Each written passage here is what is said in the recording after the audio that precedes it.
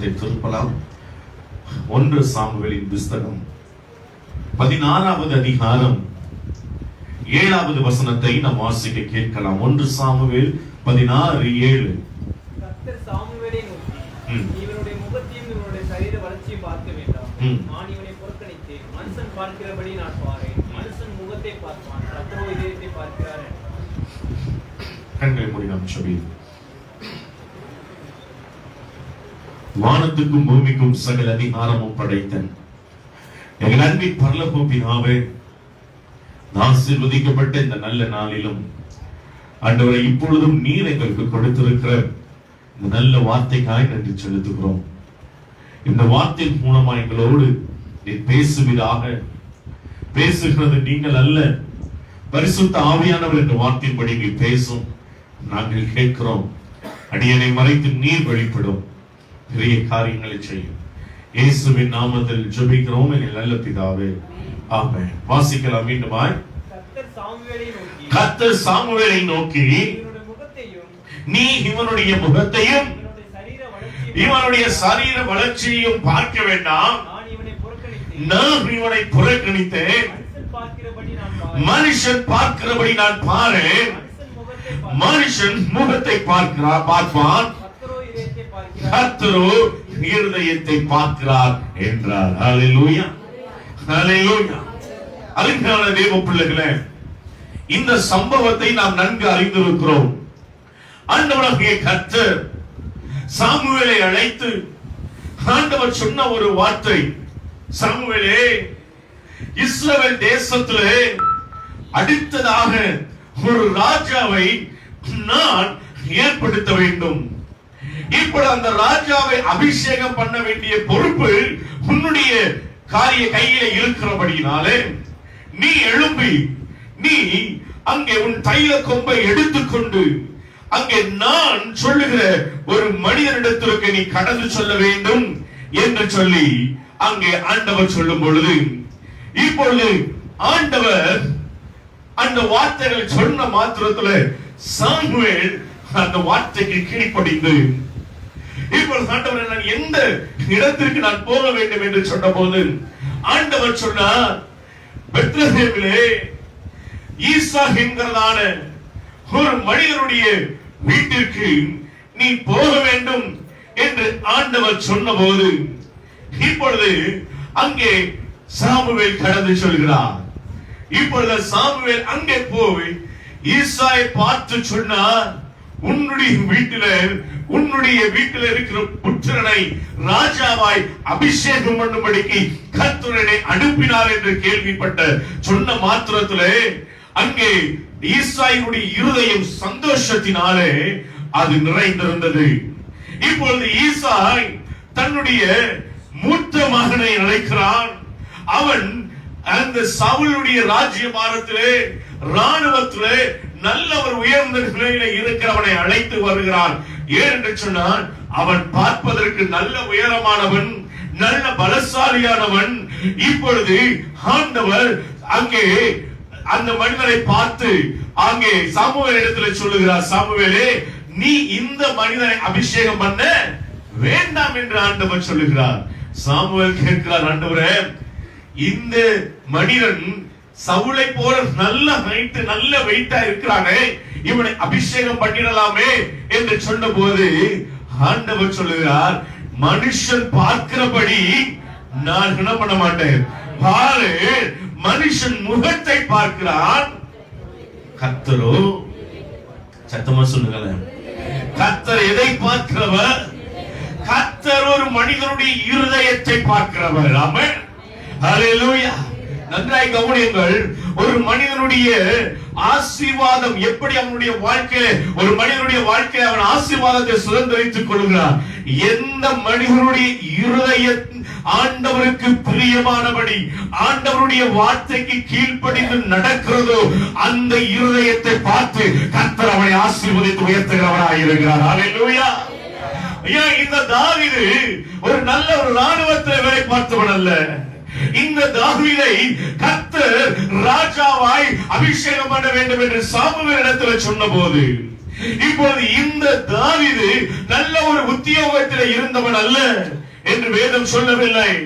அவன் ஆடுகளை மேய்த்துக் கொண்டிருந்தவன். இப்பொழுது இந்த ஆடுகளை மேய்த்துக் கொண்டிருந்தவனுக்கு அவனை ஆண்டவர் ராஜாவாய் அபிஷேகம் பண்ண வேண்டும் என்று சொன்னார். அவன் ஹல்லேலூயா. வனாந்திரத்திலே திரிந்தவன், வனாந்திரத்திலே திரிந்தவன், இன்னும் சொல்ல வேண்டும் என்று சொன்னால் மிருகங்களோடு திரிந்தவன், ஆடுகளோடு திரிந்தவன். அவனுக்கு நல்ல ஒரு மனிதனுடைய நட்பு இருந்திருக்குமா என்று சொல்லி தெரியாது. ஆனால் அவனுக்கு ஆடுகளின் சத்தத்தை நன்கு என்ன பண்ணிருப்பான், அறிந்திருக்கிறவன். ஆனால் ஆடுகளின் பின்னே போன அவனை கர்த்தர் ராஜாவாய் அபிஷேகம் பண்ணினார். அவன் ராமன் சொல்லுகிறான். ஹல்லேலூயா, ஹல்லேலூயா. அருமையான தேவ பிள்ளையே, இது எப்படி நடந்தது? நம்முடைய பாஷையில் சொல்ல வேண்டும் என்றால் ஏதோ ஒரு லக்கு, ஏதோ ஒரு லக்கு. ஆமா, அவனுடைய வாழ்க்கை இருக்குது என்று சொல்லுவாங்க. லக்கு அல்ல, கர்த்தருடைய கிருபை அவன் மேலே இருந்தபடினால கர்த்தருடைய கண்களிலே தாவீதுக்கு கிருபை கிடைத்தபடினாலே ஆடுகளின் பின்னே திரிந்தவனை அரசாணையை உட்கார்ந்து வைத்து அழகு பார்த்தவன் நம்முடைய ஆண்டவர். ஆமென். ஹல்லேலூயா, ஹல்லேலூயா. அருமையான தேவஜனமே, இன்றைக்கும் ஆண்டவர் நம்ம முகத்தை பார்த்து நமக்கு நன்மையை செய்கிற தெய்வம் அல்ல. ஆமென், ஆமென். மனுஷர்கள் நம்ம எதை பார்க்கிறோம்? ஆமா, முகத்தை பார்க்கிறோம். ஆமா, நமக்கு ஜெபிக்கிற மருமகன் தேவையா, ஜெபிக்கிற மருமகன் தேவையா என்பதை பார்ப்பதை விட்டு நமக்கு எப்படி இருக்க வேண்டும்? ஆமா, இலங்கை தமிழ் அழகா சொல்லுவாங்க, நல்ல வடிவான பெண் இருக்கணும். எப்படி இருக்கணுமா? நம்ம இலங்கை தமிழ் கேட்டிருக்கீங்களா? அது அழகு, நமக்கு அழகுன்னு சொல்றோம். அவர்கள் அண்ணன் அழகுன்னு ஒரு வார்த்தை சொல்லுவாங்க. நல்ல வடிவமான ஒரு பெண் இருக்க வேண்டும், நல்ல வடிவமான ஒரு ஆண் இருக்க வேண்டும் என்றுதான் எதிர்பார்க்கிறோம். அருமையான தேவ பிள்ளைகளே, ஆனால் நம்முடைய ஆண்டவர் முகத்தை பார்த்து ஒரு மனிதனை ஆசீர்வதிப்பதில்லை. கர்த்தரோ இருதயத்தை பார்க்கிறார். ஆமென். இன்னும் சங்கீதக்காரன் சொல்லுகிறார், கர்த்தர் இருதயத்தின் ஆழத்தை ஆராய்ந்து அறிந்திருக்கிறார். ஆமென், ஹல்லேலூயா. இருதயத்தின் ஆழத்தை ஆராய்ந்து அறிந்திருக்கிறவர் அவர் இருதயத்தை பார்க்கிற தேவனாய் இருக்கிறார். அவர் முகத்தை பார்த்து ஒரு மனிதனை ஆசீர்வதிப்பதில்லை, இருதயத்தின் ஆழத்தை பார்க்கிறவர். ஆமென், ஹல்லேலூயா, ஹல்லேலூயா. இன்னைக்கு அநேகர் பாத்தீங்கன்னா வெளியே பார்க்கும்போது சோத்திரம் பிரதர், சோத்திரம் பாஸ்டர், அவ்வளவு வெளியே பார்ப்பதற்கு பயப்படே பாஸ்டர் இயேசுநாதரே கொஞ்ச நேரம் ஸ்தம்பித்து போற முகத்தை பார்த்துட்டாருன்னு வச்சுக்கோங்க. இயேசுநாதரே கொஞ்சம் ஆடினமா தான் இருக்கும். அதனால ஆண்டவர் சொல்றாரு, அப்பா நான் மனுஷன் பார்க்கிறபடி முகத்தை பார்க்கறது இல்ல, நீ என்ன ஆட வச்சாலும் ஆட வச்சிருவேன், நான் இருதயத்தை பார்க்கிற தெய்வம். கரங்களை தட்டி கர்த்தரை மகிமைப்படுத்துவேன். ஹல்லேலூயா. அருமையான தேவஜனமே, எங்கே ஒரு சில மனிதர்கள் ஆவிக்குரிய பிள்ளைகள் கூட வெளியில பார்க்கும் பொழுது அப்படியே வாயில கூட்டமா போகும்போது அப்பதான் வாயில இருந்து அதிகமா ஸ்தோத்திரம் வரும், அப்பதான் பாட்டு அதிகமா பாடுவாங்க, இவை எல்லாம் இருக்கும். ஆனால் இந்த பப்பு ஆண்டவரிடத்துல வேகாது என்பது அவர்களுக்கு தெரியாது. ஆண்டவர் பார்த்து சொல்றாரு, இவங்க வாயில தான் துதிக்கிறார்களே தவிர இருதயத்துல என்ன விட்டு எப்படி இருக்கிறாங்க? தூரமாக இருக்கிறார்கள். அவர்கள் வாயிலிருந்து துதி வருகிறதை தவிர இருதயம் கர்த்தரை துதிக்கவில்லை. அவருடைய இருதயம் என்னை விட்டு தூரமாக இருக்கிறது என்று சொல்லி ஆண்டவர் ஏசாயா தீர்க்கதரிசன புத்தகத்துல சொன்னதை நாம் வாசிக்க முடியும். அருமையான தேவ பிள்ளையே, நம்முடைய ஆண்டவர் நாம் துதிக்கிற, நம் வெளி தோற்றத்திலே காண்கிற அந்த காரியத்தை வைத்து கர்த்தர் நம்மை ஆசீர்வதிக்கிறதில்லை. அநேகர் பார்த்தீங்கன்னா இருதயத்திலே ஓநாய்களுடைய குணாதிசயம் இருக்கும், இருதயத்திலே நரிகளுடைய குணாதிசயம் இருக்கும். வெளியே முகத்தை பார்க்கும் பொழுது ஆடுகளை போல காணப்படுவார்கள், ஆனால் உள்ளத்திலோ ஓநாயினுடைய குணாதிசயம், இருதயத்திலேயோ நரியினுடைய குணாதிசயங்கள். ஏன் அவருடைய ஆவிக்குரிய வாழ்க்கையில வளர்ச்சி அடைய முடியவில்லை? ஏன் அவருடைய பொருளாதாரத்தில் ஒரு மேன்மை அடைய முடியவில்லை? ஏன் என்று சொன்னால் ஓநாயினுடைய காரியமும் நரியினுடைய காரியமும் அவருடைய இருதயத்தில் இருக்கிறபடினாலே கர்த்தர் அவர்களை ஆசீர்வதிப்பது இல்லை. ஆமென், ஹல்லேலூயா. நம்ம எல்லாருக்கும் தெரிந்த ஒரு வசனம் தானே, எரேமியா தீர்க்கதரிசன புத்தகம் 17வது அதிகாரத்துல 9, 10 மனப்பாடமான வசனம் தானே. சொல்லுங்க பாப்போம், வாசிங்க. எரேமியா 17, 9, 10. எல்லாவற்றையும் பார்க்கிலும் இருதயமே திருக்குள்ளதும் மகா கேடுள்ளதுமாய் இருக்கிறது. அதை அறியத்தக்கவன் யார்? கர்த்தராகிய நானே ஒவ்வொருவனுக்கும் அவனவன் வழிகளுக்கு செய்கைகளின் பலனுக்கும் தக்கதை கொடுக்கும்படிக்கு நன்றாக இருதயத்தை ஆராய்கிறவரும் உள்ளந்திரியங்களை சோதித்தறிகிறவருமாயும் இருக்கிறார். ஹல்லேலூயா. அங்கே வேதம் சொல்கிறது, எல்லாவற்றை பார்க்கிலும் இருதயமே திருக்குள்ளதும் மகா கேடு உள்ளதுமாய் இருக்கிறது. அதை அறியத்தக்கவன் யார்? கர்த்தராகிய நானே ஒவ்வொருவனுக்கும் அவனவன் வழிகளுக்கும் செய்கைகளின் பலனுக்கும் தக்கதை கொடுக்கும்படிக்கு. எதை ஆராய்ந்து பார்க்கிறவர்? எதை ஆராய்ந்து பார்க்கிறவர்? ஹல்லேலூயா. சத்தமா சொல்லுங்களேன். கொஞ்சம் அப்படியே இடிக்கிற மாதிரி இருந்தாலும் தேவ சமூகத்துல கர்த்தருடைய வார்த்தை கேளுங்க. ஆமென். ஹல்லேலூயா. அப்போ அவனுடைய செய்கைக்கு தக்கதான ஆசீர்வாதத்தை கர்த்தர் நமக்கு கொடுக்கிறவர். ஆமென். வர மாட்டேங்குது. ஹல்லேலூயா. இருதயத்தை பார்த்து கர்த்தர் நம்மை ஆசீர்வதிக்கிறவர். ஏன்னா இருதயம் எல்லாவற்றை பார்க்கிறோம். இருதயமோ திருக்குள்ளதும் மகா கேடு உள்ளதுமாய் இருக்கிறது. அதை அறியத்தக்கவன் யார்? சிலர் பார்த்திருப்பீங்க, பாத்தீங்களா? திடீர்னு நல்லா பேசிட்டு இருப்பாங்க, திடீர்னு பார்த்து அப்படியே மாறிடும். ஏங்க நீங்க அன்னைக்கு அப்படி சொன்னீங்க, என்ன அது அன்னைக்கு, இது இன்னைக்கு. என்ன அநேகருடைய காரியங்கள் இருதயம் ஸ்திரத்தன்மை இல்லாதபடிக்கு, அநேகருடைய இருதயம் பொய்யினாலும் கபடினாலும் பொறாமையினாலும் வஞ்சகத்தினாலும் அநேகருடைய இருதயங்களை பிசாசானவன் கட்டி வைத்திருக்கிறார். ஆகவே அருமையான தேவ ஜனமே, ஆண்டவர் சொல்லுகிற வார்த்தை, மனுஷன் பார்க்கிறபடி நான் பார்க்கிறதில்லை, ஒரு மனிதனுடைய இருதயத்தை பார்த்து அவனுடைய செய்கைக்கு தக்க பலனை நான் அவனுக்கு கொடுக்கிறேன் ஆண்டவர். ஆமென். ஹல்லேலூயா. இந்த தாவீதை ஆண்டவர் ஆசீர்வதித்தார்.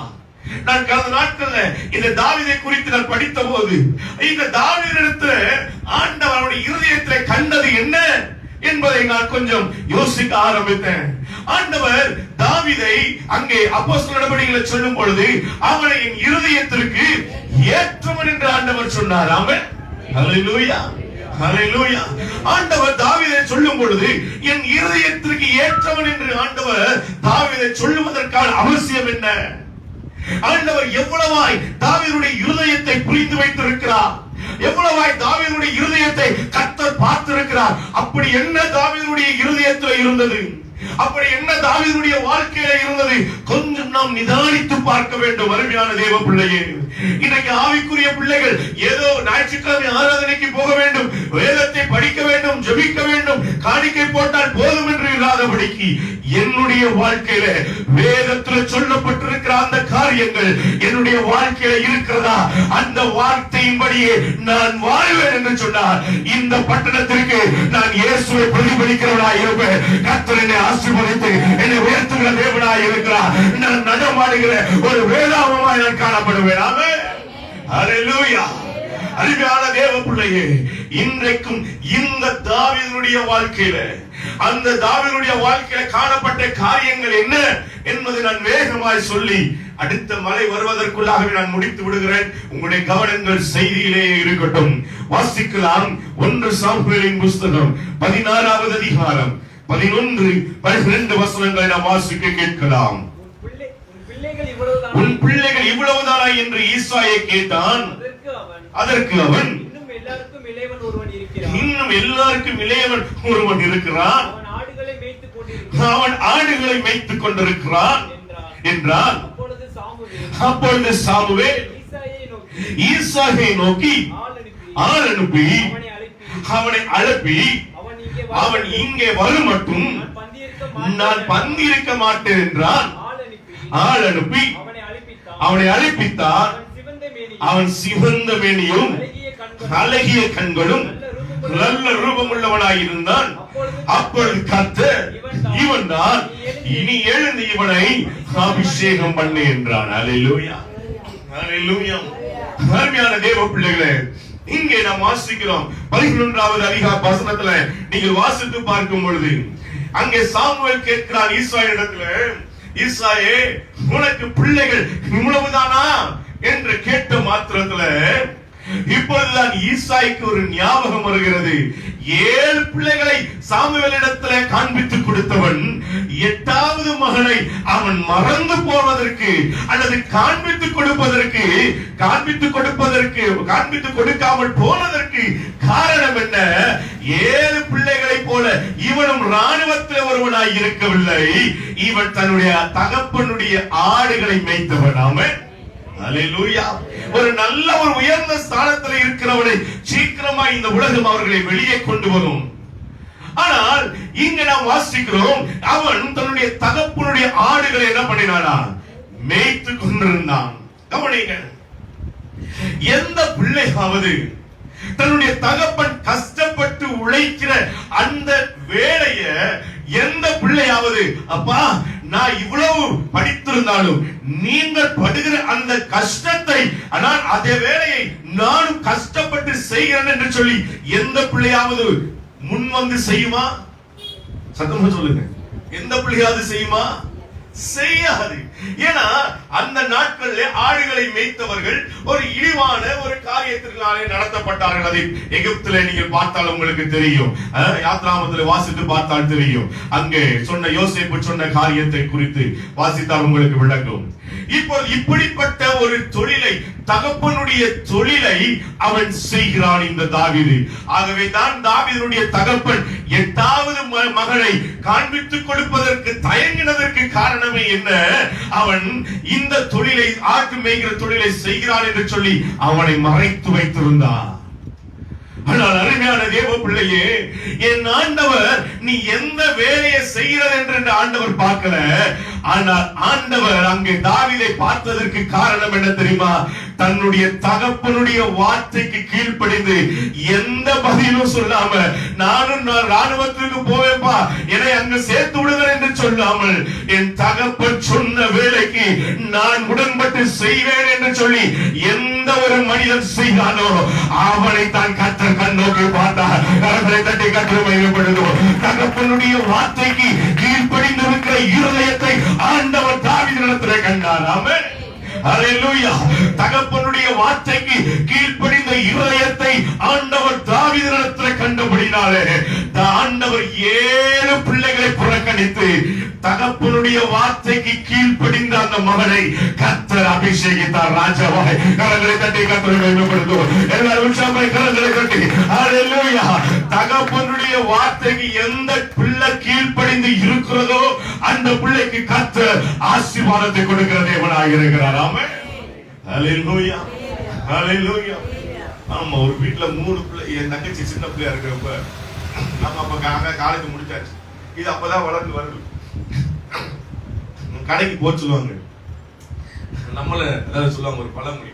நாய்கிட்ட சொன்னா நாய் எதுட்ட சொல்லுமா? பழமொழி தெரியாது, நல்ல மொழி. ஆனா நம்மகிட்ட சொன்னா நான் எதுட்ட இது வாங்கி கொடுக்குமா, போய் மாட்டிதான் விடு. உங்களுக்கு என்ன எப்ப பார்த்தாலும் நான் தான் கிடைச்சேன். நான் நமக்கு அடுத்த நிமிஷம் என்ன, அவன் அங்க இருக்கிறான், அண்ணன் இருக்குல்ல, அண்ணன் அனுப்ப மாட்டீங்களா? எப்ப பார்த்தாலும் என்னையே போக சொல்றீங்களா? எத்தனை தடவை போயிட்டு வர்றது? இந்த வீட்டுல நான் மட்டும் தான் பிள்ளையா என்ன? ஆமா, ஒரு 3 பிள்ளைங்க இருந்தா, 2 பிள்ளைங்க இருந்தா வீட்டுல என்னது? அவனை போக சொல்லுங்க. ஆமா, அவனை போக சொல்லுங்க. 2 பேர் சாப்பிட்டு இருந்தாலும், ஆமா, சூடே இல்லைனாலும் சூடா இருக்கிற மாதிரி ஊதியாவது லேட் பண்ணி ஒருத்தரை கடைக்கு போனாதான். ஆமா, அப்படிப்பட்ட நிலை இன்றைக்கு இருக்கிறது. ஆனா ஆண்டவர் தாவீதை பார்த்ததற்கு காரணம் என்ன? நான் ஒரு இடத்துல கேள்விப்பட்டேன், அவளுக்கு மட்டும் இத்தனை ரூபாய்க்கு நீங்க ட்ரெஸ் எடுத்திருக்கீங்க, எனக்கு 100 ரூபாய் கம்மியா இருக்கு, அவன் இந்த 100 ரூபாய் கொடுங்க, 100 ரூபாய்க்கு என்ன இருக்குதோ நான் அதை வாங்கிட்டு தான் வருவேன். அருமையான தேவ பிள்ளையே, ஆண்டவர் பார்க்கிறது கீழ்ப்படுகிற இருதயத்தை கர்த்தர் பார்க்கிறார். ராமே சொல்ல மாட்டேங்குது, இப்ப கூட கீழ்ப்படிதல் இருக்க மாட்டேங்குது. ஆமென். சரி, கீழ்ப்படுகிற இருதயத்தை கர்த்தர் பார்க்கிறார். யாரெல்லாம் நம்முடைய தகப்பனாகி பரம தகப்பனுடைய வார்த்தைக்கு கீழ்ப்படிந்து நடக்கிறார்களோ கர்த்தர் அவர்களை புழுதியில் இருந்தாலும் அவர்களை சிங்காசனத்தில் உட்கார பண்ணுகிற தேவன் நாம் ஆராதிக்கிற ஆண்டவர் என்பதை மறந்து போகக்கூடாது. ஹல்லேலூயா. ஆமென். ஹல்லேலூயா. கீழ்ப்படிகிற இருதயத்தை கர்த்தர் தாவீதினிடத்திலே பார்த்தார். அந்த இருதயத்தை பார்த்தபடினாலேதான் 7 மனிதரை புறக்கணித்த ஆண்டவர் 8வது இந்த தாவீதை கர்த்தர் புறக்கணிக்கவில்லை. ஏனால் தகப்பனுடைய இருதயத்தை உணர்ந்து தகப்பனுடைய வார்த்தைக்கு கீழ்ப்படிந்தவன். ஆமென். ஹல்லேலூயா. அருமையான தேவ ஜனமே, நாம் நன்கு அறிந்திருக்கிறோம். நான் அடிக்கடி சொல்லுகிற வசனம் தான் 1 சாமுவேல் 15:22 நீங்கள் வாசித்து பார்க்கும் பொழுது சீக்கிரமாய் வாசிக்கலாம். அதற்கு சாமுவேல் கர்த்தருடைய சத்தத்திற்கு கீழ்ப்படிவதை பார்க்கிலும் சர்வாங்க தகனங்களும் பலிகளும் கர்த்தருக்கு பிரியமாய் இருக்குமோ, பலியை பார்க்கிலும் கீழ்ப்படிதலும் ஆட்டு கடாக்களின் இடத்தை பார்க்கிலும் செவி கொடுத்தலும் உத்தமம். ஆமென். ஹல்லேலூயா. ஹல்லேலூயா. ஆண்டவர் சொல்றாரு, எப்பா நீ பலி செலுத்துகிறதுல நான் பிரியப்படுகிறது இல்ல, ஆட்டு கடாக்களின் அந்த கொழுப்பு தகனிக்கிறதுனால அதனுடைய ஸ்மெல்லை பார்த்து நுகர்றதுனால நான் பிரியப்படுகிறது இல்ல. எவன் ஒருவன் என்னுடைய சத்தத்திற்கு கீழ்ப்படுகிறானோ அந்த கீழ்ப்படுதல் உள்ள இருதயத்தை பார்த்து அவனை நான் ஆசீர்வதிக்கிற தேவன். அவனைத்தான் நான் உத்தமன் என்று அழைக்கிறேன். வேதம் சொல்கிறது, உத்தமர்களுக்கு கர்த்தரே துணையாய் இருக்கிறார். ஆமென். ஹல்லேலூயா. உத்தமர்களுக்கு கர்த்தரே துணை. உண்மையுள்ள மனுஷன் பரிபூரண ஆசீர்வாதங்களை பெறுவான். ஆமென். ஆபிரகாமை கர்த்தர் அழைத்த போது, ஆண்டவர் ஆபிரகாமை அழைத்த போது, ஆண்டவரே நான் என்ன செய்வேன் என்று கேட்கவில்லை. ஆண்டவர் சொன்னார், 3 காரியத்தை விட்டுட்டு வந்துடணும். உன் தகப்பன் வீடு, உன் இனம், அப்புறம் உன் தேசம், 3த்தையும் விட்டுட்டு என்ன பண்ணிடுற. ஆமா. ஆனா எனக்கு இங்க இருந்து பாம்பே போறதுக்கு கொஞ்சம் பயமா தான் இருந்துச்சு. பயம்னா எவங்களை அடிச்சு போட்டுவான்னு இல்ல, மொழி தெரியாத பயம். ஆனா நான் ஏறின கம்பார்ட்மெண்ட்ல பாத்தீங்கன்னா எல்லாமே நாகர்வேலிக்காரங்க, திருநெல்வேலிக்காரங்க தான். நான் பயந்து போனேன். எல்லாம் ஹிந்திக்காரங்க இருப்பாங்க. எனக்கு அப்பதாங்க அவன் இந்த பாஸ்டர் கேக்குறேன், ஏப்பா தண்ணிக்கு என்ன கேட்கணும், எனக்கு ஹிந்தி தெரியாதுல்ல. நமக்கு தெரிந்த மொழி, அதுவும் நம்ம அடிக்கடி பேசுறது நமக்கு பிடிச்ச மொழி எதுதான். எனக்கு ஒண்ணு தெரிஞ்சனால பிடிச்ச மொழியே. ஆமா. சில நேரத்துல ஃபாரினர் பேசுவாங்க, இந்த வீடியோ கால்ல எல்லாம் பேசுவாங்க. ஆமா, எங்க சொல்லி கொடுத்திருக்கிறாங்க, என்ன பேசினாலும் மூஞ்சிய மட்டும் இறுக்கமா வச்சுக்காத, முன்னாடி இருக்கிற 4 பல்லு தெரியுற மாதிரி. ஆமா, உட்காந்து அப்ப தசு புசு நமக்கு தெரிஞ்சதுலாம் 2. ஒன்னு எஸ் நோ, 3வது ஒண்ணு தெரியும், மண்டை இப்படி ஆட்டணும், இல்லாட்டி இப்படி ஆட்ட மாட்டேன் வெள்ளக்காரன். இப்படிதான் அவன் என்ன சொன்னாலும் மண்டை என்ன பண்ணிக்கிறது. அவன் நமக்கு தெரிஞ்சது அவ்வளவுதான். சரி போகட்டும். ஏன் சொல்றேன், ஆண்டவர் எல்லாவற்றையும் விட்டுட்டு வான்னு சொல்லும் போது, இப்போ இந்த ஆபிரகாம் ஆண்டவருக்கு எந்த கேள்வி கேட்காம அவன் கீழ்ப்படிந்து வந்தபடினாலதான் ஆண்டவர் சொன்னார், உன்னை கடற்கரை மணலை போல் நான் ஆசீர்வதிப்பேன். ஆமென். அப்போ கீழ்ப்படிந்த இருதயம். நேரம் அதிகமான நான் வேகமா நான் சொல்லி முடிக்கிறேன். 10 நிமிஷம் தான் இருக்கு. நான் வேகமா நான் முடிக்கும்படி விரும்புகிறேன். வாசிக்கலாம். யோவானுக்கு எழுதின சுவிசேஷம் 5வது அதிகாரம் 30வது வசனத்தை வாசிக்கிறீர்கள். யோவான் 5:30 நாம் வாசிக்கலாம் சீக்கிரமா. நான் சுயமாய் ஒன்றும் செய்கிறதில்லை, நான் கேட்கிறபடியே நியாயத்திருக்கிறேன். எனக்கு சித்தமானதை நான் தேடாமல் என்னை அனுப்பின பிதாவுக்கு சித்தமானதை நான் தேடுகிறேன். இயேசு கிறிஸ்து கூட சொல்றாரு, எனக்காக அல்ல, என் பிதாவின் சித்தத்தை, என் பிதாவினுடைய வார்த்தைக்கு கீழ்ப்படிந்து நடக்கிற ஒரு இருதயத்தை ஆண்டவர் எனக்குள்ள வைத்திருக்கிறார். ஆமென். ஆண்டவர் நம்ம அப்படி ஆண்டவரே செய்யும் போது ஏன் நம்மளால செய்ய முடியல? கொஞ்சம் யோசித்து பாரு. யாக்கோபின் புஸ்தகம் 4வது அதிகாரம் 7வது வசனத்தை நாம் வாசிக்க கேட்கலாம். சீக்கிரமாய் வாசிக்கலாம். ஆகையால் தேவனுக்கு கீழ்ப்படிந்திருங்கள், பிசாசுக்கு எதிர்த்து நில்லுங்கள். யாருக்கு கீழ்ப்படிந்திருங்க? ஆனா நம்ம வாழ்க்கை என்ன நடக்குது? அது அப்படி உள்டாவா நடக்குது. என்ன? ஆமா. ஆண்டவர் சொல்றது, இந்த காரியத்தை செய், இத படி அப்படின்னா படிக்கலாம். ஆண்டவரே நாளைக்கு படிக்கலாம், நாளைக்கு படிக்கலாம். தேவகுமாரா தேவகுமாரா என்ன நினைச்சிருக்க? யாருக்கு எதிர்த்து? தேவகுமாராசுக்கு எதிர்த்து நில்லுங்கள், பிசாசுக்கு எதிர்த்து நில்லுங்கள். ஆகவே அருமையான தேவ பிள்ளையே, கர்த்தருக்கு கீழ்ப்படிந்த, அப்ப தகப்பன் வார்த்தைக்கு கீழ்ப்படிந்த இருதயம். இரண்டாவதாக வாசிக்கலாம் 1 சாமுவேல் 16வது அதிகாரம் 13வது வசனத்தையும் 18வது வசனத்தையும் வாசிக்கலாம். அப்பொழுது சாமுவேல் தைல கொம்பை எடுத்து அவனை அவன் சகோதரன் நடுவிலே அபிஷேகம் பண்ணினான். அந்நாள் முதற்கொண்டு கர்த்தருடைய ஆவியானவர் தாவீது மேல் வந்து இறங்கியிருந்தார். சாமுவேல் எழுந்து ராமாவுக்கு போய்விட்டான். சுரமண்டலம் வாசிக்கிறதில் தேறின ஒருவனை தேடும்படிக்கு எங்கள் ஆண்டவனாகிய நீர் உமக்கு முன்பாக நிற்கிற உம்முடைய அடியாரத்தை கற்கிறேன். அப்பொழுது தேவனால் இடப்பட்ட பொல்லாத ஆவியின் மேல் இறங்குகிறேன். அப்பொழுது அந்த வேலைக்காரரில் ஒருவன் பிரயோஜனமாக, இதோ பெத்லகேமியனாகிய ஈசாயின் குமாரன் ஒருவனை கண்டிருக்கிறேன். அவன் வாசிப்பதில் தேறினவன், அவன் பராக்கிரமசாலி, யுத்த வீரன், காரிய சமர்த்தன், சௌந்தரியம் உள்ளவன், கர்த்தர் அவனோட கூட இருக்கிறார் என்றான். நீங்க தொடர்ந்து வாசித்து பாருங்க. இவ்வளவு காரியங்கள் அவன் எப்படி இருக்கிறானா, அவன் வாசிப்பதில் தேறினவன், அவன் பராக்கிரமசாலி, யுத்த வீரன், காரிய சமர்த்தன், சௌந்தரியம் உள்ளவன், கர்த்தர் அவனோட இருக்கிறார் என்ற எல்லா வார்த்தைகளை தாவீதை குறித்து சொல்லப்பட்டிருக்கிறது. ஆனா இப்படிப்பட்ட எல்லா தாளந்துகளையும் உடைய தாவீது ஒரு நாளும் தன்னை மேன்மைப்படுத்தவே இல்லை. அவன் கொஞ்சம் நமக்கு பார்வை கிருபை கிடைச்சிருச்சுன்னா நான் பண்ணத ஆண்டவர் என்ன பண்ணுவாரு, கொஞ்சம் இசை வாசிக்கிற தாளந்து இருந்துச்சுன்னா நம்ம வாசித்தான் ஆண்டவரே மகிமைப்படுவார். கொஞ்சம் பிரசங்கம் பண்ற கிருபை கிடைச்சிருந்தா நான் பண்ற பிரசங்கம் தான் ஆண்டவர் பேசுறாங்க என்ன.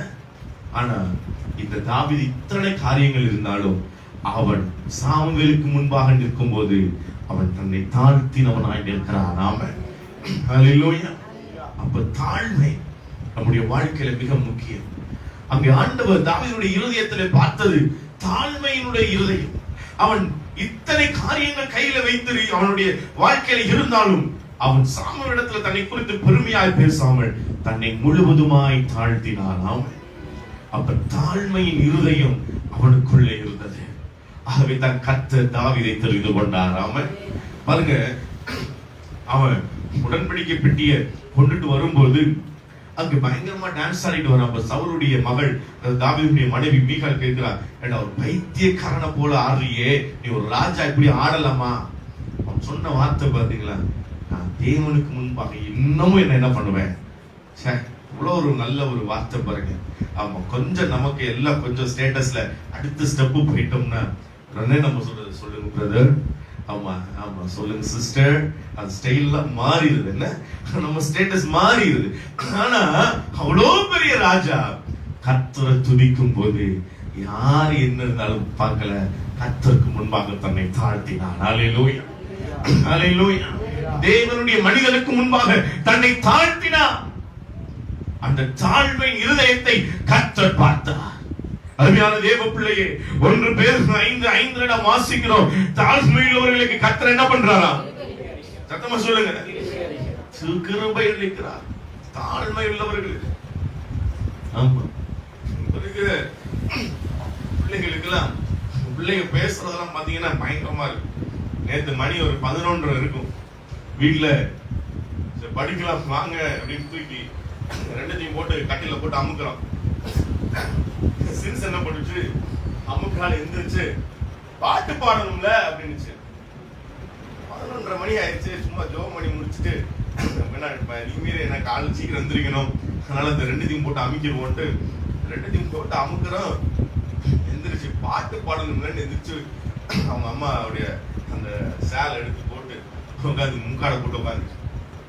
சரி, நான் எனக்கு கொஞ்சம் தூக்கம் வேற வந்துச்சா, சரி அவளே சொல்றாளே நம்ம பாடலன்னா ஊரே தூக்கிடுவாளே அப்படின்ட்டு எந்திரிச்சு சரி பாட்டு பாடுவோமா அப்படின்னு பாட்டு பாடின. அவன் அப்பதான் ஒரு புக்கை திறந்து வாசிச்சுட்டு இருக்கான். அவன் வாசிக்கிறான்னா பாத்துக்கோங்க, ஒரு பக்கத்தை கிழிச்சு என்னென்னமோ சொல்லி இது எழுதிருக்குன்னு கிழிச்சு போட்டுட்டு இருந்தான். பாப்பா ஒழுங்கா பாட்டு பாடணும் அப்படின்ற, கொஞ்சம் கம்முன்னு இருங்க, இப்படி கையை வச்சு சொல்லுது, கொஞ்சம் கம்முன்னு இருங்க. எனக்கு சிரிப்பு ஒரு பக்கம், கோவம் ஒரு பக்கம். 2 வயசு என்ன நம்மளை பார்த்து சொல்லுது, கொஞ்சம் கம்முன்னு இருங்க, கையை அப்படி வச்சுக்கிட்டு. என்ன சொல்றதுன்னே தெரியல. அவன் கூப்பிட்டு நம்ம கேட்கல, ஏப்பா காது கேட்காதோ, கேக்குது, நம்மளை பார்த்து கேக்குது. காது கேட்காதோ அப்படிங்குது. என்ன நம்ம 10 தடவை கூப்பிடுங்க, பார்த்து என்னப்பா அப்படின்ட்டு போகும், வான அது கேக்குது. காது ஆமா நைட்டு எந்திரிமா ஜோம் பாட்டு பாடலன்னா கொஞ்சம் கம்முன்னு அவன் வேலையெல்லாம் முடிச்சுட்டு வந்து பாடிதான் பாட்டு பாடி என்ன பண்ணணும். இப்ப இருக்கிற பிள்ளைகள்லாம் இன்னும் ஸ்கூலுக்கே போகல. அதான் நான் சொன்னேன், இப்ப ஸ்கூலுக்கு போய் இவெல்லாம் 4 எழுத்து படிச்சாங்க, இதான் நம்மளெல்லாம் மதிக்குமா என்ன? ஆமா நான் ஏன் சொல்றேன்னா, இப்ப இருக்கிற பிள்ளைகளுக்கெல்லாம் அது தாழ்மைனா என்ன என்ன நம்மளை கேக்குது அப்படின்னா என்ன சரி போகணும். ஆனா வேதம் சொல்கிறது தாழ்மையை கற்றுக் கொடுக்க வேண்டாம். ஆமென் அல்லேலூயா. அப்போ தாழ்மை உள்ளவர்களுக்கு கர்த்தர் என்ன பண்ணுகிறார்? கிருபை அளிக்கிறார். ஆண்டவர் தாழ்மை உள்ளவர்கள் மேல்தான் கிருபையை வைத்திருக்கிறார். ஆண்டவரை எதிர்த்து நிற்கிற காரியம் யாருக்கு தெரியுமா? பெருமை உள்ளவனுக்கு கர்த்தர் என்ன பண்ணுகிறார்? பெருமையா நம்ம இருந்துட்டோம், பெருமையா நம்ம பேசிட்டோம், ஆண்டவர் சொல்றாரு நான் என்ன பண்றேன்? எதிர்த்து நிற்கிறேன். ஆனா தாழ்மை உள்ளவனுக்கு என் கிருபை அளித்துக் கொண்டே இருப்பேன். ஆமென். அப்ப இந்த தாவீது அவ்வளவு காரியங்கள் அவனுடைய வாழ்க்கையில் இருந்தாலும் அவன் தேவ மனிதனுக்கு முன்பதாகவும் கர்த்தருக்கு முன்பதாகவும் தன்னை தாழ்த்தினபடினால கர்த்தர் அவனுடைய இருதயத்தை பார்க்கிறார். ஆமென். அந்த தாழ்மையுள்ள இருதயத்தை கர்த்தர் பார்த்து அவனை ஆசீர்வதிக்கிறார். குறித்துக் கொள்ளுங்கள், எழுதுகிறவர்கள் குறித்துக் கொள்ளுங்கள். நேரம் உள்ள பிலிப்பியர் 2வது அதிகாரம் 8-9 வசனங்கள், யாக்கோபு 4:10, பிலிப்பியர் 3:7, பிலிப்பியர் 2:8-9 வசனங்கள், யாக்கோபு 4:10, பிலிப்பியர் 3:7 நீங்கள் குறித்துக் கொள்ளுங்கள். அந்த தாழ்மையை ஆண்டவர் பார்க்கிறார். மூன்றாவதாக அங்கே தாவீதினிடத்தில் ஆண்டவர் கண்ட காரியம் என்ன? வாசிக்கலாம். 1 சாமுவேல் 17வது அதிகாரத்துல 26வது வசனத்தை நாம் வாசிக்க கேட்கலாம். அப்பொழுது தாவீது தன் அண்டையில் இருக்கிறவர்களை பார்த்து இந்த பெலிஸ்தனை கொன்று இஸ்ரவேலுக்கு நேரிட்ட நிந்தையை நீக்குகிறவனுக்கு என்ன செய்யப்படும்? ஜீவனுள்ள தேவனுடைய சேனைகளை நிந்திக்கிறதற்கு விருத்த சேதனம் இல்லாத இந்த பெலிஸ்தியன் எம்மாத்திரம். பாருங்க, இப்பொழுது அவன் அண்ணர்களை பார்க்க போகும்போது அங்கே செய்தி கேள்விப்படுகிறான். இப்பொழுது ஒவ்வொரு நாளும் இந்த பெலிஸ்தீனாகிய கோலியாத் இஸ்ரவேல் ஜனங்களை கலங்கடித்துக் கொண்டிருக்கிறான். அவனை பார்க்கும் பொழுது எல்லாரும் பயந்து போகிறார்கள் என்று சொன்ன மாத்திரத்துல அவனுக்குள்ளே ஒரு வெறி வருகிறது. என்னுடைய ஜனங்கள் இந்த பெலிஸ்தீனுக்கு முன்பாக அவர்கள் பயப்படக்கூடாது. ஆமென். என்னுடைய ஜனங்கள் பயப்படுகிறவர்கள் அல்ல, அவர்கள் இஸ்ரவேலின் ஜனங்கள். அவர்கள் ஜெயத்தை சுதந்திரிக்க வேண்டியவர்கள். ஆமென். ஹல்லேலூயா, ஹல்லேலூயா. யார் எக்கேடு கட்டு போனா என்ன, என் வீடு நல்லா இருக்கு, அடுத்த வீடு எரிஞ்சா எனக்கு என்ன என்று சொல்லி பார்த்து விட்டு போகிற தாவீது அல்ல, தன்னுடைய ஜனத்தை நேசிக்கிற ஒரு மனிதன். அவன் தன்னுடைய ஜனத்திற்காக பரிதவிக்கிற ஒரு மனிதனை கர்த்தர் பார்க்கிறார். தன்னுடைய ஜனத்திற்காக பரிந்து பேசுகிற ஒரு மனிதனாய் கர்த்தர் தாவீதை பார்த்தார். ஆமென். இஸ்ரவேல் ஜனங்களை பயப்படுத்தி கொண்டிருக்கிற அந்த கோலியாத்தினுடைய காரியத்தை கேள்விப்பட்ட மாத்திரத்தில் ஐயோ என் ஜனங்கள் பயந்து கொண்டிருக்கிறார்களே என்று சொல்லி தன்னுடைய தேசத்திற்காக தன்னுடைய ஜனத்திற்காக அவன் எழும்புகிறவனாய் இருக்கிறான். ஆமென். ஹல்லேலூயா. அருமையான தேவ பிள்ளையே, ஒன்றை மாத்திரம் நான் சொல்லும்படி விரும்புகிறேன். ஆவியானவர் இந்த நாளில் எனக்கு இந்த நேரத்தில் ஏவுகிறபடி நான் சொல்லுகிறேன். இந்த ஒரு மனிதன் முழு இதயத்தோடு தன்னுடைய ஜனங்கள் தன்னுடைய ஜனங்கள் ரட்சிப்பின் அனுபவத்தில் இருக்க வேண்டும் என்று எழும்பினபடி நாளுதான் கர்த்தரே இறங்கி வந்து யுத்தத்தை நடப்பித்தார். கர்த்தர் மகிமைப்படுதோ.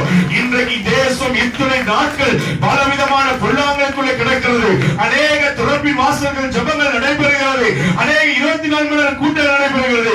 ஏன் தேசம் இன்னும் ரட்சிப்பு அடையவில்லை? தாவீதை போல உண்மையாய் தன்னுடைய ஜனத்திற்கு நேசித்து தன்னுடைய ஜனத்தினுடைய விடுதலைக்காக எழும்பின ஒரு மனிதனை கர்த்தர் பார்த்திருந்தா நம்முடைய தேசம் என்றோ விடுதலை அடைந்திருக்கும், நம்முடைய தேசம் என்றோ ரட்சிக்கப்பட்டிருக்கும். கரங்களை தட்டி கர்த்தர் மகிமைப்படுத்தும். ஆகவே தானே ஆண்டவர் சொன்னார், நான் ஒருவரை தேடினேன் ஒருவரையும் காணேன். ஆமென். எல்லா திறப்பின் வாசம் எல்லாம் தனக்கு பேருக்காக வைக்கிற ஜெபமாய் இருக்கிறது. 12 மணி நேரம் ஜெபம் எல்லாம் பேருக்காக வைக்கிறதா இருக்கிறது. வாங்க ஜெபிக்கலாம் என்று வைக்கிற ஜெபம் எல்லாம் பேருக்காக வைத்து இருக்கிறது. யார் ஒருவர் என்னுடைய ஜனம் நிந்தையில இருக்கிறதே சொல்லி ஒரு மனிதன் எழுப்புவார் என்று சொன்னார். அவனை கொண்டு என் ஆண்டவர் தேசத்தில் பெரிய ஒரு ரட்சிப்பை அருளுகிறது நிச்சயம். அப்படி இல்லை என்றால் நான் சுமக்க இந்த வேலை பொய்யாய் விடவையா என் ஆண்டவர் இறங்குகிற தேவனாய் இருப்பார். அவன் ஹல்லேலூயா ஹல்லேலூயா. பேருக்காக ஜெபங்கள், பேருக்கான ஜெபத்தை கர்த்தர் கேட்கிறவர் அல்ல. அருமையான தேவ பிள்ளையே, ஆகவே நன்றாய் நினைவில் வைத்துக் கொள்ளுங்கள். ஒரு மனிதன் எழும்புவான் என்றால் அவனுக்காக கர்த்தரை இறங்குகிறவர். ஆமென்.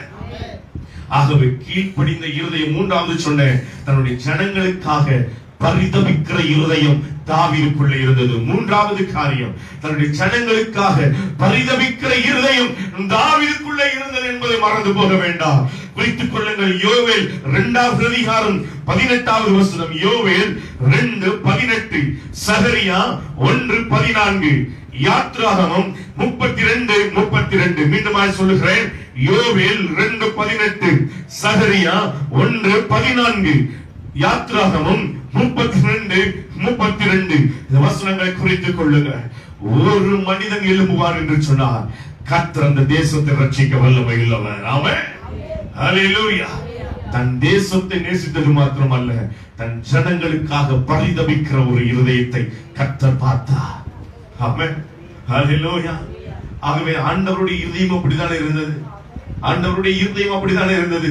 யோவான் 3:16 சொல்லுகிறது, அவரையே தந்தருளி இவ்வளவாய் உலகத்தில் அன்பு கூர்ந்தார். கரங்களை தட்டி கர்த்தரை யோகப்படுத்துவோம்.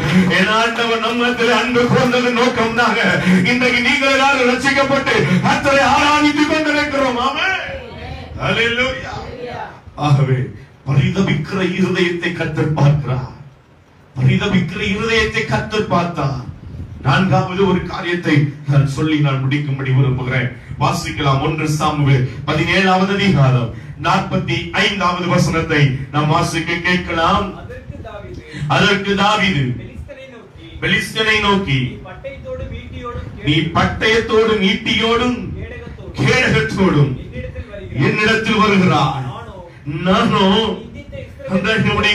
அண்டர்லைன் போன்ற பழக்கம் இருந்தா போட்டுக் கொள்ளுங்கள், நானும் நீ நிந்தித்த இஸ்ரவேலுடைய ராணுவங்களின் தேவனாகிய சேனைகளுடைய கர்த்தரின் நாமத்தினாலே. ஆமென். நான் சும்மா உன்னிடத்துல ஈட்டியோடு வரலப்பா. அதுக்கு முன்னாடி உள்ள வசனங்கள் வாசித்து பாத்தீங்கன்னா, சவுல் ராஜா ட்ரெஸ் கொடுக்கிறாரு, எல்லாம் கொடுக்கிறாரு. அவனால தூக்கி கொண்டு நடக்கவே. சவுல் எவ்வளவு ஹைட்டு, நம்மாளு ஆளு. ஆமா, அவ ஹைட்டு. இவன் ட்ரெஸ் போட்டா எப்படி இருக்கும்? எப்படி இருக்கும்? ஆமா, சாயங்காலம் முஞ்சி இருக்கும். இல்லாட்டி நம்ம இந்த மழை நேரத்துல நடப்போம் பாருங்க, பேண்ட் அப்படி தூக்கிட்டு டப்பா டப்பா டப்பா வாத்து நடக்கிற மாதிரி, அந்த மாதிரிதான் இந்த தாவீது நடந்திருப்பான். ஆனா இங்க ஆண்டவர் அங்கே ஜெயத்தை கொடுத்ததுக்கு காரணம், தாவீது என்ன சொன்னான் தெரியுமா? தேவன் நாமத்தை விசுவாசித்தான். அவன் சொல்லுகிறான், இஸ்ரவேலுடைய ராணுவங்கள் தேவனாகிய சேனைகளுடைய கர்த்தரின் நாமத்தில் நான் வருகிறேன். அவன் என் ஆண்டவர் யாரு? சேனைகளின் தேவன். அவன் ராமன் வர மாட்டேது. என் ஆண்டவர் யாரு? சேனைகளின் தேவன். ஒரு தூதன் 1,85,000 பேரை வெட்ட முடியும் என்று சொன்னா, என் ஆண்டவருடைய சிங்காசனத்துல எத்தனை ஆயிரங்கள் லட்சங்கள் கோடிகள் தூதர்கள் இருப்பார்கள். 1,85,000 பேரை வெட்ட முடியுதா? எத்தனை பேர் இறங்கி வர முடியும்? ஹல்லேலூயா. அதனாலதான் சொல்றேன், என் ஆண்டவருடைய நாமத்தினால வருகிறேன். ஆமென். ஹல்லேலூயா. இந்த மாசத்துல கர்த்தர் கொடுத்த வாக்குத்தத்தம் என்ன? என் நாமத்தினாலே நீங்கள் எதை கேட்டாலும் அதை நான் செய்வேன். ஆமென். என் ஆண்டவர் செய்கிறவர், நிச்சயமா நமக்கு கொடுக்கிற ஆண்டவர். தேவன் நாமத்தை விசுவாசித்து அவன் வந்தான், ஜெயத்தை கர்த்தர் கொடுத்தார். நீங்களும் நானும் தேவ நாமத்தை விசுவாசிக்கிறோமா? தேவ நாமத்தை விசுவாசிக்கிற அந்த இருதயம் நமக்குள்ள இருக்கிறதா? நேற்று தினத்தில் ஒரு வீட்டுக்கு போயிருந்த போது அங்கே அவர் சொன்ன ஒரு காரியம், அங்க இயேசுவை ஏற்றுக்கொள்வதற்கு முன்பதாக மற்றவங்க சொல்லுகிறாங்க, அங்க போனா இங்க போனா விடுதலை, அங்க போனா விடுதலை, நீங்கெல்லாம் போய் கடன். ஆனால் என்றைக்கு இயேசுவை பிடித்துக் கொண்டோமோ கர்த்தர் எங்களுக்கு நிம்மதியான ஒரு வாழ்க்கையை கொடுத்திருக்கிறார். அல்லேலூயா. ஏன் சொல்கிறேன்? இயேசுவின் நாமத்தை அறிந்தவனுக்கு கர்த்தருடைய உயர்ந்த அடைக்கலத்தில் வைக்கிறவர். ஒரு ஆமென் சொல்ல மாட்டீங்களா? அல்லேலூயா. என் நாமத்தை அறிந்தவனை நான் என்ன பண்ணுவேன்? ஆமென். அல்லேலூயா. உயர்ந்த அடைக்கலத்தில் வைக்கிறவர். ஆகவே அருமையான தேவ பிள்ளையை குறித்துக் கொள்ளுங்கள். எபிரேயர் 11:6, யாக்கோபு 2:17, ஆதியாகமம் 12:1. எபிரேயர் 11:6, யாக்கோபு 2:17, ஆதியாகமம் 12:1. என் வீட்டுல போய் வாசித்து பாருங்கள். தேவன் நாமத்தை விசுவாசிக்கிற இருதயம், அவன் அந்த இருதயத்தை கர்த்தர் பார்த்தார். அதனாலதான் ஆண்டவர் சொன்னாரு, தாவீத என் இருதயத்துக்கு ஏற்றவனா பார்க்கணும்பா. ஏன்னா 4 காரியம் அவன்கிட்ட இருந்துச்சு. தகப்பன் வார்த்தைக்கு கீழ்ப்படிந்த இருதயம், 2வது தாழ்மையுள்ள இருதயம், 3வது ஜனங்களுக்காக பரிதவிக்கிற இருதயம், 4வது தேவ நாமத்தை விசுவாசிக்கிற இருதயம் அவனுக்குள்ள இருந்தபடினால இந்த 7 பேர் நான் புறக்கணிச்சேன். ஆனா 8வது ஆளை நான் புறக்கணிக்க மாட்டேன். ஏன்னா அவனுடைய இருதயத்தை நான் பார்த்துட்டேன். அவன் இருதயம் எனக்கு ஏற்றதா இருக்கிறது. ஹல்லேலூயா, ஹல்லேலூயா. இன்னைக்கு நீங்களும் நானும் எப்படி இருக்கிறோம்? மனிதர்கள் பார்க்கிற பிரகாரம் முகஸ்துதி செய்து கொண்டு ஓடுறோமா? இல்லை, என் ஆண்டவர் பார்த்து, என் இருதயத்தின் ஆழத்தை ஆண்டவர் பார்த்து என்னை கர்த்தர் ஆசீர்வதிக்க வேண்டும் என்று நாம் விரும்புகிறோமா? கொஞ்சம் யோசித்து பாருங்க. நம்மை நாமே நிதானித்து பார்ப்போம். ஒரு அறிவிப்பு சொல்ல மறந்துட்டேன். வருகிற சனிக்கிழமை எத்தனாம் தேதி?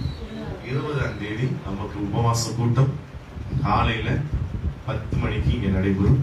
10 மணிலிருந்து 1 மணி வரைக்கும் வருகிற 20ஆம் தேதி நடக்கிற அந்த உபவாச கூட்டத்துல பாஸ்டர்ஸ் கார்த்திக் ஸ்டீவன் சொல்லி விருதுநகர்ல இருந்து அது வராங்க.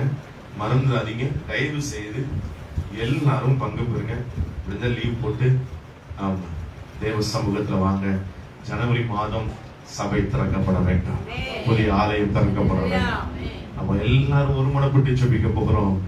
அடுத்த வருட இறுதிக்குள்ள அந்த ஆலயம் நிரம்பி வழிய வேண்டும். நாம சொல்ல மாட்டீங்களா? அல்லேலூயா.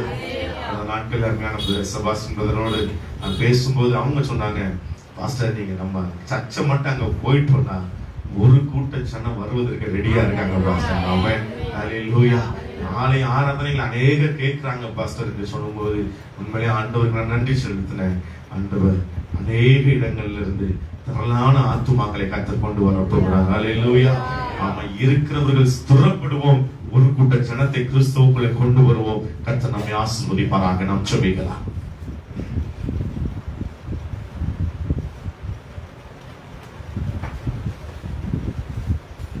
அன்பின் ஆண்டவரே, தம்முடைய பரிசுத்த நாமத்திற்கு ஸ்தோத்திரம். ஆண்டவரே, இந்த நாளிலும் நாங்கள் கர்த்தரை ஆராதிக்க ஆண்டவரை எங்களுக்கு உதவி செய்ததற்காக ஸ்தோத்திரம் ஐயா, ஸ்தோத்திரம். ஆண்டவரே, நாங்கள் இப்போதும் கேட்ட வார்த்தைகளின்படி தகப்பனுடைய சித்தத்தை செய்து நிறைவேற்றுகிறதான அப்படிப்பட்ட ஒரு இருதயத்தை ஆண்டவர் நீர் எங்களுக்கு தந்து நடத்தும்படியாக கேட்டுகிறோம். பிதாவின் சித்தத்தை செய்கிறவனே என்று சொல்லப்பட்டிருக்கிற அந்த வார்த்தைக்கு ஏற்ப நாங்களும் பிதாவின் சித்தத்தை செய்து நிறைவேற்றுகிறவர்களாக இருக்க ஆண்டவர் எங்களுக்கு உதவி செய்தலும். ஆண்டவரே தாழ்மை உள்ளவர்களாக, ஆண்டவரே உமக்கு முன்பாக குற்றமற்றவர்களாக, உமக்கு பிரியமானவர்களாய் ஜீவிக்க கர்த்தர் நீர் எங்களுக்கு உதவி செய்தலும். தேவ வைராக்கியத்தை ஆண்டவரை எங்களுக்கு தந்து நடத்தும்படியாக கெஞ்சுகிறோம். ஆண்டவரே கர்த்தாவே, நாங்கள் கேட்ட வார்த்தைகளின்படி தாவீதுக்கு ஏற்றதான தாவீதினுடைய இருதயத்தை போல எங்களையும் நீர் மாற்றி நடத்தும்படியாக கெஞ்சுகிறோம். தொடர்ந்து காத்துக்கொள்ளும், ஆசீர்வதியும். வந்திருக்கிற தேவ மக்கள் எல்லாரோடும் கர்த்தருடைய கிருபை கூட இருக்கட்டும். தொடர்ந்து காத்துக்கொள்ளும். தேவ சமூகத்தில் ஆண்டவரே நாங்கள் குற்றமற்றவர்களாய் கரைதரையற்றவர்களாய் காணப்பட ஆண்டவர் எங்களுக்கு உதவி செய்யும். தொடர்ந்து காத்து வழி நடத்தும், ஆசீர்வதியும்.